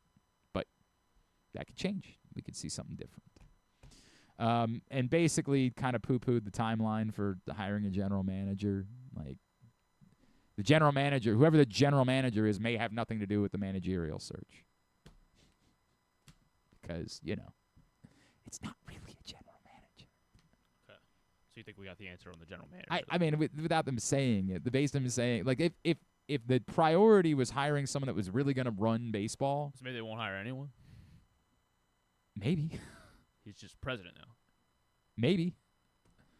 I mean, like, I mean, that's sort of the way that he, the way that he talked about it was they can utilize that, but it's more about bringing in one more person to add into the equation. It definitely, the wording was not, this person is going to be, yes. It definitely was not that. It definitely comes off more that that's the reason why they're talking. The candidates that they were reaching out to make a lot more sense. As this isn't going to be a desirable general manager job, but do you want to have the title of general manager? Because you could have that here. It's very weird. Like, we're just so accustomed to the general manager being the guy, and now this is like a world where... Well, baseball does do this, though. Oh, no, it's happened in other places 100%. It's just sort of like general manager doesn't really mean anything anymore. Like NFL, there's 32 GMs. Right, and they're the guys. They're the ones that make the decisions. Now, baseball, it's just like... You have a VP who is the general manager, or you have the general manager who's the general manager, or you have the president who's the general manager just doesn't really mean much. It just sort of means you're in the front office at this point, is what it sort of has become in baseball. As I said yesterday, obviously a lot of the attention being paid to Tony Mansolino because they put him out there. Like, they let him do an end-of-season press conference, despite the fact that as of right now, he's not really a manager. Well, I mean, I guess it makes more sense. Like, clearly he does want to be a manager. Obviously, he wants to be the manager, but this is the difficult part. Well, for I mean, me. And the fact that there's there's 8 openings now. Is that what it is? Well, you think that he's also positioning for one of those? Like, he's positioned to try to be the Giants manager? Like, with respect to Tony Mansolino, I don't think he's qualified. Sure, but why wouldn't he? 100%. And this so is why I have no beef with anything that Tony Mansolino said. But it's an awkward spot where it feels like what they're doing is they really would like for this to be. What more do you need to know about Tony Mansolino that you haven't learned over the course of the last 5? What to say you want to have him be part of the process? You could have done the formal interviews with Tony Mansolino over the course of the last month. At whatever point you decided we were going to consider him, you could have been interviewing Tony Mansolino. And if it's not about getting a general manager in place to let the general manager have input on this decision, what more do you possibly need to know about Tony Mansolino? You want to go do this is like The Bachelor. You want to go on the home, you take him home, show off the family, see how he interacts around them, see if you fit in with the family. I don't really want to come down on the Orioles. It feels like, reading between the tea leaves, it feels like their ideal scenario is they hire a manager and Tony Mansolino is part of that staff. And so they're hoping that by making it seem like he's part of the process, that he's more in tune with the idea of sticking around. And so that when you do hire your manager, perhaps that becomes more tenable that Tony Mansolino could be part of it. That's what it feels like, because there's no justification for not making a decision about Tony Mansolino today. Like, you've done all the interviews, you've seen him be the manager. For me, Glenn Clark, not the Orioles, Glenn Clark, I've seen enough. Who is it? It's a Cook political report? I've seen enough. Call it. This person won the election. I've seen enough. Tony Mansolino should not be the Orioles manager moving forward. They might feel differently. Their judgment might not be that it matters whether the young players are improving or not. That seems crazy to me. I can't imagine why that would be part of their thought process. But if it is, if like what they think is Tony Mansolino is directly responsible for better pitching, then hire him. But there's nothing more that you need to know about Tony Mansolino right now. You've gotten everything you need. I felt like it was more of them giving Mansolino a bone almost. I don't think he can be on the staff next year, because that's going to as we've talked about, is going to undermine anything that a new manager. I disagree that it undermines. I don't think Tony Mansolino is a legitimate managerial candidate. I think that Tony Mansolino was someone that was put into a role that as of right now he wasn't really qualified for because someone had to do it. Well, they're letting him have this end of season press conference so that he can show other teams that he can be a leader. The press conference itself is one thing. I'm saying, why continue the charade of Tony Mansolino's involved past that? Well, maybe he's not. Maybe he's not in the building at all. Maybe today is the day that they say, hey, by the way, we've made the decision. We're going in a different direction. I don't know. I have no idea. But he's also had lots of press conferences. I don't know why having one more at the end of the year is going to be the difference, right? So the banner can make one more, thing, then the Giants see it. That to me was weird yesterday. It was. It comes off more like, hey, not all of the media was the team for 5 months. Right. But if he's not the manager moving forward, then I'm not really concerned about what he has to say about the team. Okay. Well, it wasn't. That's what my point is. It wasn't for us. It wasn't right, for the but Orioles. what I'm saying, it was for if it was for Tony Mansolino, he did this every day. He's got plenty of game film of doing press conferences. He didn't need one more piece of tape to put out there. I think it was more, not everyone was in New York over the weekend, and so for whatever pieces you want to write at the end of the season, if you weren't there, like Stan, for example, didn't go to New York this weekend. Was Stan care then? I don't know. Stop that. The radio folks don't, Cordell's not going on the road with the team. The local TV folks aren't going on the road with the team. That's my gut, is it was really for the local media for whatever content they want to do this week. But I don't think it was actually helpful. I think it just adds to sort of the awkwardness of the situation. I don't know. Maybe I don't know. I can't remember the last time we've had an interim coach in this city. I'm not sure what it. I'm not sure the what Orioles it had a looks couple. like. Well, I know, but I was little. I don't remember how the. And it was awkward because the second time they hired Buck Showalter before the season was over, so they weren't in this spot. Yeah, so I don't remember. And back then, I don't know that they were even doing these let's see, end of. If we got to go way back, I don't even know if they were doing these types of press conferences. I don't know are there normally for other teams, whether it's the NFL or the NBA or whatever, do they do a final an end of season? Yeah, presser teams try to do this type of stuff. Does the interim coach get to do it? I don't know the answer to that question. Is it weird? I don't know. I'm telling you, to me, it didn't feel weird to me. I think it's weird to put someone out there and have them ask questions when they don't know what they are. What I think is weird is if he is on the staff in some capacity and not the manager. I don't want him to be manager, but if they make a manager, make a manager. I think it can be weird, but I've covered this. There's no world in which you hire a manager and say, you've got to keep Mansolino. No. That never happens. If it works out, I absolutely do not believe that there is an awkwardness of, well, he was the manager last year. I think all of these guys know the truth. I don't think there's a single person on this team that feels like Tony Mansolino got done dirty by not being promoted to the full-time manager. I think every single one of these guys is aware they weren't good enough. And so if Tony Mansolino wants it, then I think every single player on the team would be good with that, and they would know. And I think it also is why it requires hiring. Like, here's the where it is awkward, is if you hire Ryan Flaherty as your manager. If Ryan Flaherty is your manager, Tony Mansolino, I agree with you, can't be on the staff. Because then it does become uncomfortable. So what manager would it be normal? Any veteran manager, anyone who there's no debate about. A Bochy or a Skip or what's his Ross, face? Bob Melvin. If they were to hire Bob Melvin, and I'll tell you, I know this is a little bit. I happened to get to know Bob Melvin when he was in Arizona, and I loved him. So I'm not trying to pretend like I don't have an inherent amount of bias to this conversation. Yes. If they were to hire Bob Melvin, who I get it, they were not very good the last 2 years in San Francisco. They weren't dreadful. It fell apart. But it's so weird, the Giants, because they won 100 games in 21. But it always kind of felt like it was a little smoke and mirrors, right? Like they don't. Yes, but how do you win 107 games? It's not like they have. Like Lamont Wade was doing crazy things that were never. Yeah. That wasn't really what he was capable of doing. 1 year, yeah. Like I didn't look at the Giants roster and say I think they wildly disappointed. As much as I thought they were Name kind a of pitcher on that team. I think they had Logan Webb. That was right. They did have Logan Webb. Logan Webb is very good, to be fair. I just think they weren't a very good team, and I think they got the appropriate results because of that. Now, I'm not trying to tell you that I know with certainty that Bob Melvin can be the guy that's going to win a World Series. I can't tell you that, but he fits the bill of what I think this organization needs at the moment.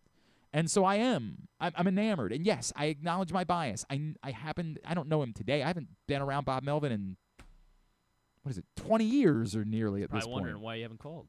And you know what? I have only called a couple times since leaving Arizona because he's been working. He's got things going on. But I do think he got more out of the Oakland teams than anybody else could. Evan Longoria was on that team. Oh, I forgot. Kevin Gausman was on the that was a good. All right. Well, did he win the Cy? He came in 6th Cy Young. All right, but yeah, you could make the argument maybe they had at least enough that they shouldn't have been sub 500. You want to say that Bob Melvin, it's over? Maybe it's over. Maybe it is. But to me, if Bob Melvin is the manager, then you can have Tony Mansolino on that staff. There's no awkwardness there. There's none. Everybody knows who the manager is, what the role is, all of it. And Tony Mansolino can play his part. But, yes, if it's Ryan Flaherty, this was the 1 year Anthony DeSclafani was good, too. Who? This year? No, 21. With the Giants. Oh, you're going back to that. Yeah. Well, he wasn't with the Giants in 21. No, Anthony DeSclafani was. No, I'm saying Bob Melvin wasn't with the Giants in 21. I know. Okay. Yeah. Okay. I'm trying to judge Bob Melvin Gabe, by the last 2 years. Like, what were the Giants the last 2 years? And how do we judge the job that he did over the last 2 years? And to me, I think they were So we go get Gabe Kapler? I'm less enamored. Is he I do like Rocco Baldelli. Like I kind of like Rocco Baldelli isn't one that I'm opposed to. Like how do you judge Rocco Baldelli by what? Like, do you judge him by success they had in the past? Because I don't know how to judge him. They did. Yeah. So I'd be interested in Melvin. I'd be interested in Baldelli. Obviously, Skip Schumacher is the top of everybody's list. If it's that type of manager, we can't get Don Kelly. Yeah, I know that's the one you wanted. If it's that type of manager, I'm not worried about whether or not Mansolino could exist in that ecosystem. Now, he might not want to. It might very well be that for Tony Mansolino, he's just like, dude, if it's not going to be here, it's just better for me to be somewhere else. Give me a fresh start. Get me back into the conversation as a bench coach. And oh, shoot, we got to go. Darn it. What? It's you got a thing to do. Yeah. All right. All right, fine. Gabe Kapler's the assistant general manager for the Marlins. We got to save tidbit, I guess. All right, yeah. Don't forget, live casino and hotel, sports and social, the best place to watch all the big games, everything The atmosphere is amazing inside Sports and Social. 100-foot media wall, great food. Just steps away from the FanDuel Sportsbook, live casino and hotel Maryland. Tubular is brought to you by the new print issue of PressBox. Derrick Henry's on the cover. I don't much feel like talking about it much more than that. It's still a great story. There's still lots of other great content in it. Go pick it up today. Read it all, PressBoxOnline.com. Here's the playoff schedule today. ESPN, Game 1, Tigers-Guardians, Skubal and Gavin Williams. Then Red Sox-Yankees, Game 1 at 6:08, Crochet and Freed. Reds-Dodgers, Game 1 at 9:08, Hunter Green and Blake Snell. This afternoon, Padres-Cubs, Game 1 at 3:08 on ABC, Pivetta and Matthew Boyd. Game 5 to decide who's going to face the mighty Mercury in the finals. Indiana Fever, Vegas Aces, 9:30 on ESPN2. Everything else, go to glennclarkradio.com and find it there. Anything you want to show me? Everyone says I'm done with football. No. He dropped the ball! There's no such thing as bad press. If I can't play as Russ, I'll play as someone else. He's like extremely ugly. I don't care that people are Chad saying Powers. it. I don't care. People are actually saying it's good. I don't care. I You're not gonna refuse. watch? Th- Why? This is. I mean, I gotta give it an episode. I'll probably watch, but I refuse to believe it's actually good. I It might be, refuse to. It's Glenn Powell, dude. It's like, Glenn Powell isn't like above reproach to me. well, you're wrong. I like him, but he's not above reproach. You're wrong. Anything else? The Rock and Henry Winkler will be on Fallon. Ah, yes, plugging the new season of English Teacher. Oh, yeah. Really interesting. I like that Kimmel show. is going to be on Colbert, and Colbert will be on Kimmel tonight. Sure, why not? And they're both going to be airing at the same time. Yeah, of course, sure. All right, it's something that would have never happened 20 years ago. Not even 10, like 30 or 40 years, 20 years ago, that would have never happened. All right, It's thanks like today. The Bloods and the Crips holding up the sort of like that. Thanks today to Gordon McGuinness. Thanks also to Bo Smolka and Joe Serpico. We'll get it all up in the greatest hits section of the tab at glennclarkradio.com. Anything tomorrow? Not sure. Oh, Text boy. Drew yet. Oh, God. I'm sure he'll want to be fighting Europe about something. Something, right. Thanks, everybody at PressBox, all of our great sponsors and partners, including Game Day Men's Health, Live Casino and Hotel Maryland, County Sports Zone, your local Toyota dealer, buyatoyota.com, Live Casino, I mentioned that, Costas Inn, the Maryland 5-Star, Navy Football, Nick's Fish House, and more. Thanks to Griffin at Griffin_Bass. Follow us, Twitter, Instagram, and TikTok at Glenn Clark Radio. Have a great Tuesday.